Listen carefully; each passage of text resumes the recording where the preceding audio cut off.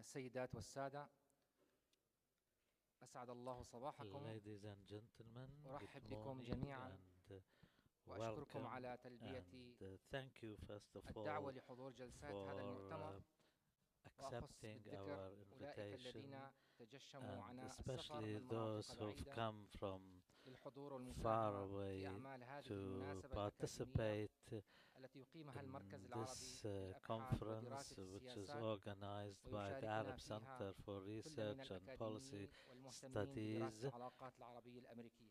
and with a group of أراد distinguished المركز العربي من experts هذه and المناسبة أن تكون academicians. أكاديمية The أكثر منها center سياسية، wanted this لذلك event نتوقع to أن نسمع be of الكثير an academic من nature النقاشات rather than a والحوارات political المعمقة one, so في إطار therefore we look أكاديمي بدلا forward من الكلام السياسي to a الكثير الذي يدور حول dialogue هذا الموضوع which المحوري is of an وهو العلاقات academic nature العربية rather than the الأمريكية. usual على امتداد political 10 جلسات exchanges. وعلى مدى We will 3 have أيام سوف 3 يتطرق days of مؤتمرنا sessions, إلى مختلف 10 جوانب sessions in العلاقات total, العربية in which الأمريكية we will من discuss خلال the تناول different قضايا مختلفة aspects of تبدأ the بالصورة relations between النمطية the المتبادلة Arabs and the وصولا United إلى States, قضايا starting الأمن from والطاقة the والتحولات usual العميقة الجارية typical في بنيتي stereotypes النظام الإقليمي to the والدولي. deeper changes نأمل في نهاية experienced هذا by المؤتمر the Arab الأكاديمي world أن نكون currently. قد أسهمنا جميعا We hope في that تقديم فهم أفضل this للعلاقات العربية event الأمريكية، will وفككنا provide الكثير everyone من with the تعقيداتها، opportunity واستبعدنا to بالتالي have a الكثير من better المقولات understanding التفصيلية of the المرتبطة بماضي situation هذه and العلاقة rid وحاضرها ourselves of the وآفاقها، usual ووضعناها في simplifications سياقها and الفعلي put والواقعي things في in إطار فهم كل طرف a لمصالح context which الآخر is more ومخاوفه واهتماماته في هذه real البيئة and المتغيرة responsive التي to the تجعل concerns التي تحمل of بالأحرى الكثير من everybody عدم اليقين. مرة and أخرى أشكركم على rid ourselves of the الحضور، uncertainties. مدير And المركز العربي now للأبحاث it's ودراسة my السياسات pleasure to present مستضيف to هذا you المؤتمر the الدكتور host of عزمي this بشارة event and the ليلقي الكلمة director of the الافتتاحية. Arab Center, فليتفضل Dr. مشكورا. Azmi Bishara, to deliver his welcoming remarks. Ladies and gentlemen, dear colleagues, good morning first of all, and thank you and welcome to this event, and thank you for attending this event and taking the time and trouble to join us. And it was a particular pleasure for me to read the papers, and I had the opportunity to read most of them that you have sent. Thank you for that.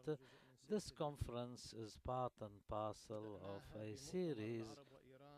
We started with the Arabs and Iran, then the Arabs and Turkey, the Arabs and the African Horn. Now we have the Arab world and the United States. I think in total we have organized some 20 conferences until now, organized by the center. The purpose is to crystallize a vision for what the Arab world wants, and this is all hypothetical, of course. When we talk about the Arabs and the US, the question arises, which Arabs? We cannot speak of one Arab country. In fact, there are many different Arab countries with different visions. Some of them are in a state of conflict. Some of them are going through an existential conflict. America, on the other hand, is a country with understandable concepts of national security. If there are any differences of opinion within the United States, it's more often than not dealt with within the context of the national security of the United States. But when we talk about the Arabs, there is no such agreement, not on the national security, nor a unified sort of constitution or anything according to which things are explained and understood. we were of the opinion that when we started this series of conferences, that when we pose this question, the Arab world and Iran, the Arab world and Turkey, the Arab world and the United States, this will help us all to reach some sort of vision of our own identity through our dialogues with the others. So, therefore, in fact, what we intend to do is something to serve ourselves, and it's to serve the interests of the Arabs rather than the other parties or sides like the Turks or the Iranians or the Americans.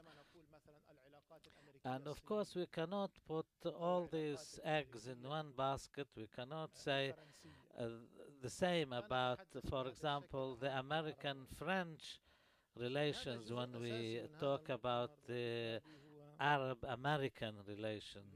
It's a different concept altogether. What we're trying to do here is to crystallize some sort of a vision for our own national security, and can we or can we not, through dialogue with the others, be able to understand and reply to the questions that we are faced with. I maybe we will have these remarks printed and distributed later on, I hope. But for the time being, you are all familiar with what is happening, which sometimes reaches farcical dimensions. We Many different Arab regimes now are engaged in existential conflicts, and these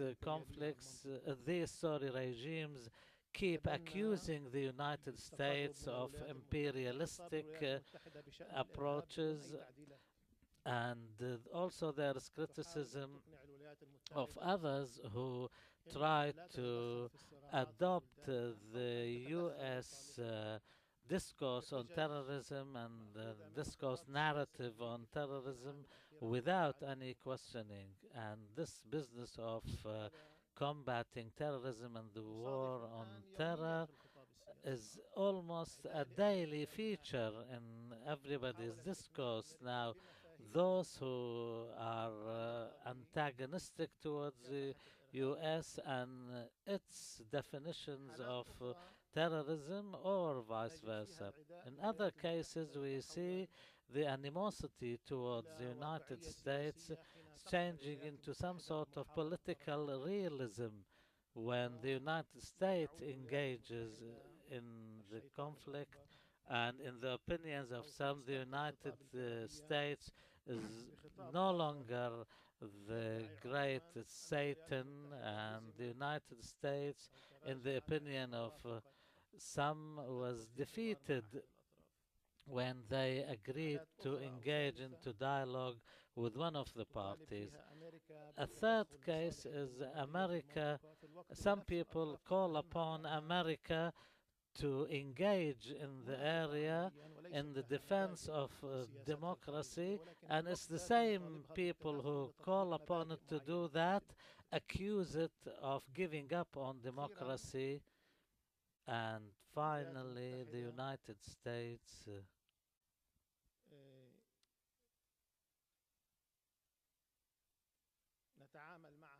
we deal with it, with the United States, on the grounds that it has interests, vested interests, the and America's interests really lie with the Arabs and not the Israelis. And at the same time, we consider the discourse of interest as an imperialistic. So, all in all, there is many contradictions, and all of this result with us having a problems with ourselves and our definitions of and contextualizations of our own interests, identity, and vision of the future. And this makes me say that the main task we face is to sort out these differences and contradictions ourselves before anyone else. This conference coincides with events and especially with what's happening in Iraq now. This intensifies debate and discussion with the United States over these topics and others, and especially when it comes to the relations between the Arabs and the United States. I can't think of any other issue which intensified the issues between Arabs and the United States more than the Iraqi case, except for perhaps for the question of Palestine and the Nakba of 1948. How is it that when Arabs see themselves losers in all cases, whether America interferes in Iraq, the Arabs lose, and when America doesn't, they still lose? How come is it that if this uprising, which is taking place in northern parts, western parts, and middle parts of Iraq, how how is it that then the Arabs find themselves on the losing side of history no matter what happens? If Al Maliki wins, this is a catastrophe, and if the other side, the rebels, win, it's still the Arabs lose. It's the same dilemma when they called upon the United States to interfere.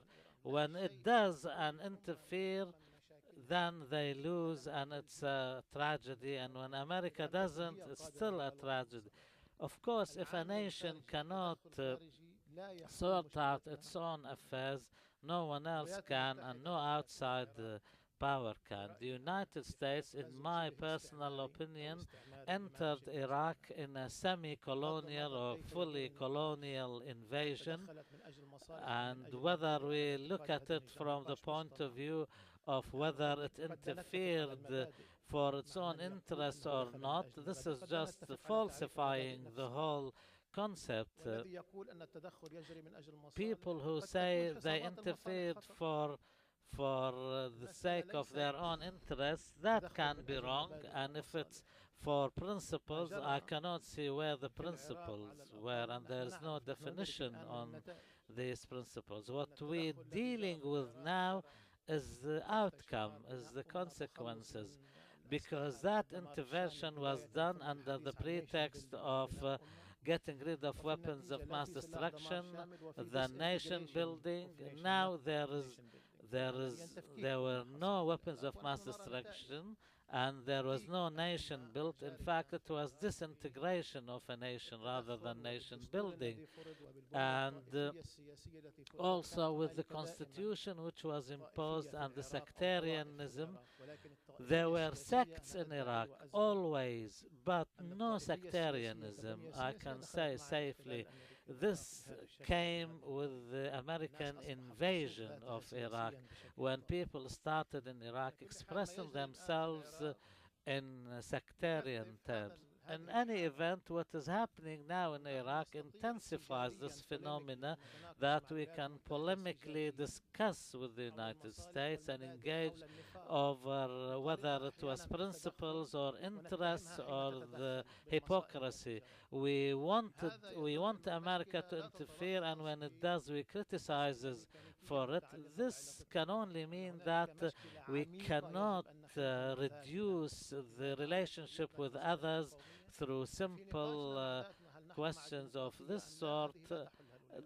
Whether we believe in democracy or not, this is not a question that can be sorted out by the United States.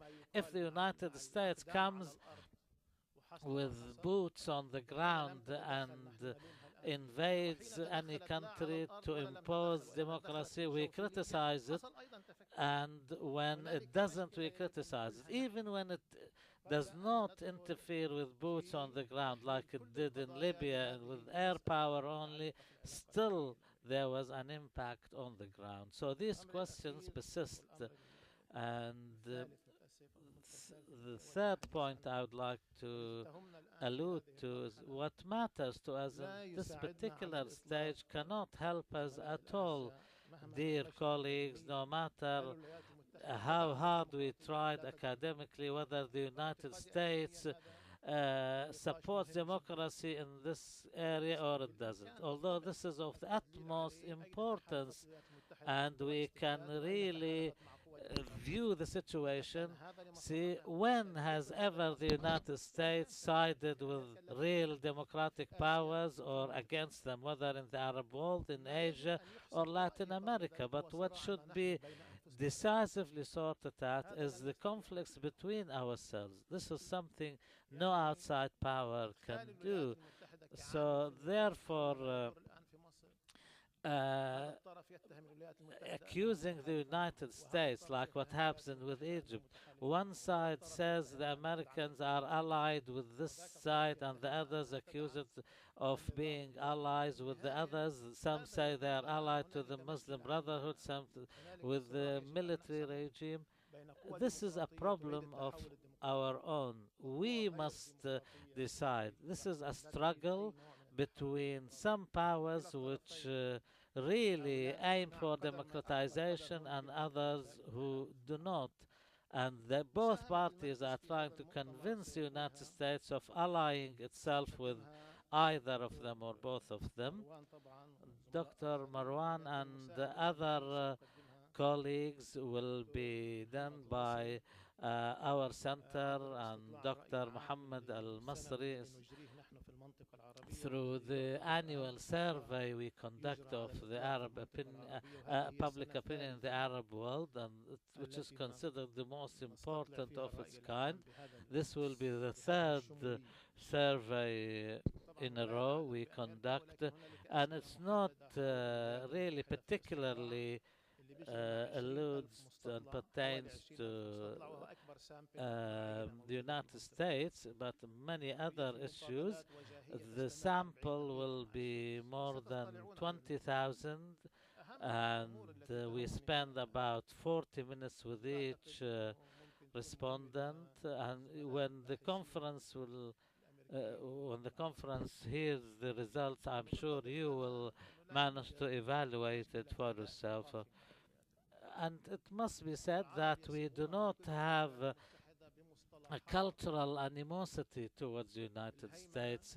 We only deal with this in terms of interest, hegemony, imposing the will, independence, colonialism, which is still the language of the 50s and 60s, and which is also the language used by almost the third world entirely with the United States. Secondly, the main problem with American foreign policy still remain, and that is the issue of Palestine. And the vast majority of the Arab world, this is maybe contrary to what you hear, does not see the vast majority of Arab public opinion does not think that the United States is ruled by a Zionist lobby. They think the United States deals with the Arab world according to the interests of the United States. Anyway, you will have a chance to discuss these results, but what is important for us, so far as this survey is concerned, and especially when it comes to the questions dealt with in this conference, and Dr. Muhammad Al Masri will be dealing with that in another session, that part of the major events experienced by the Arab world since the end of the French and British colonial era, and undoubtedly there was a glimmer of hope in the Arab American relations at that time, and the Arabs did not view the United States as a colonial power until World War II. On the contrary, there were some sort of balanced relations. We used to look at America as a new world with opportunities provided to all these immigrants from different parts of the world. So America provided a glimmer of hope for most third world countries. But since the end of World War II, And also, when the British and the French colonial powers left, we began to form the impression that the Americans inherited that colonial existence. And this came with the development of the Pan Arab nationalist movement and the Palestinian national movement and the political Islam movement. These three trends placed the United States in a position of animosity. So, in conclusion, I say when the Arabs have problems, the Arabs should sort out themselves. That should be clearly understood. But we must also ask why is it that in three junctions the development of the pan-Arab nationalist movement until 76, the Palestinian national movement and the political Islam until the existence of these movements, America started being viewed as enemies of these three trends or movements, and why is it that the Americans did not behave reasonably or rationally and according to its own interest and totally move totally in accordance with Israeli interests. This is not a question that Arabs can sort out. The Americans should sort out that question, although it is for us a decisive question. The hatred of the United States to pan-Arab nationalism, its hatred of the Palestinian national movement, and political Islam. And now things are changing, but I do not want to start the discussion from now. I'll leave it for till other sessions. But anyway, we are here now going through a phase where we should reassess and re-evaluate and review the situation. I don't think we can have a more opportune moment than in the last 3 years to have a real diplomatic discussion to revisit or review some certain givens in the relationship between the United States and Arabs. Things happened that nobody expected, and suddenly America's position towards democracy was changed into political realism after the new cons, and then Barack Obama came to power and how he viewed things and how he did not want to interfere to impose democracy, only to see that democracy exploded into some sort of a revolution without any American interference. And in Iraq, it happened with tanks. But when in other places, Americans were shocked. The first American statement calling for non-violence came after Ben Ali left power. And then the situation in Egypt and the schism from Robert Gates' book Duty, the real division in the American administration over Mubarak. The vast majority of the administration were with Mubarak and continuing supporting him.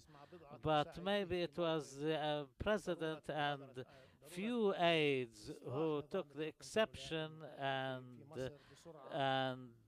thought that the regime in Egypt should be corrected. Then the military coup in Egypt came, and again the hesitation and dithering by the United States vis-a-vis democracy, and this real military coup and real populism, which is nearing some fascist, really bordering on fascism, and yet there is no response.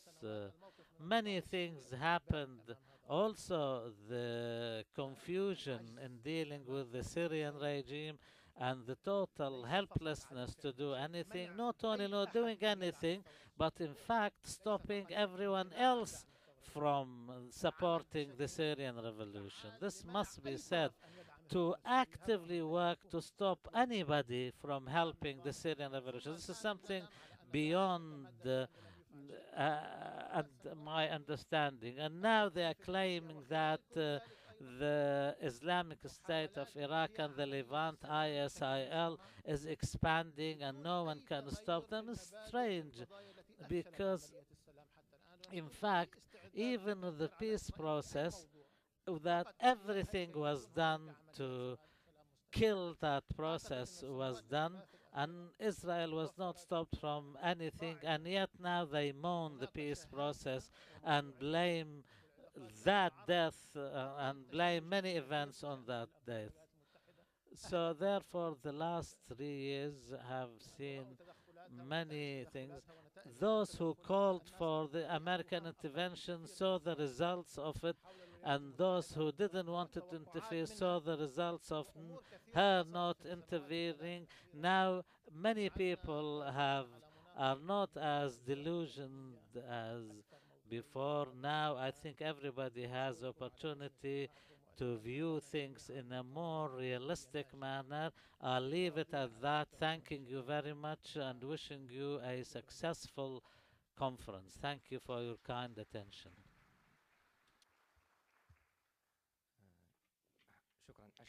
Thank you, Dr. Azmi Bishara, for this opening remarks in which he dealt with some points that will be more deeply discussed later on.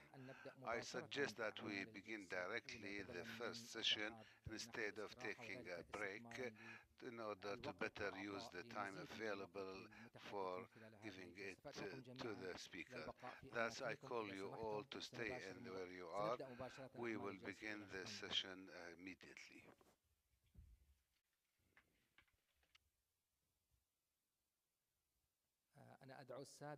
Now, the panelists of the first session, Ambassador Richard Murphy, Dr. Mahmoud Hamad, Dr. Ibrahim Sharkiya, and Mr. David Ottaway to come to the podium so they can begin this first session.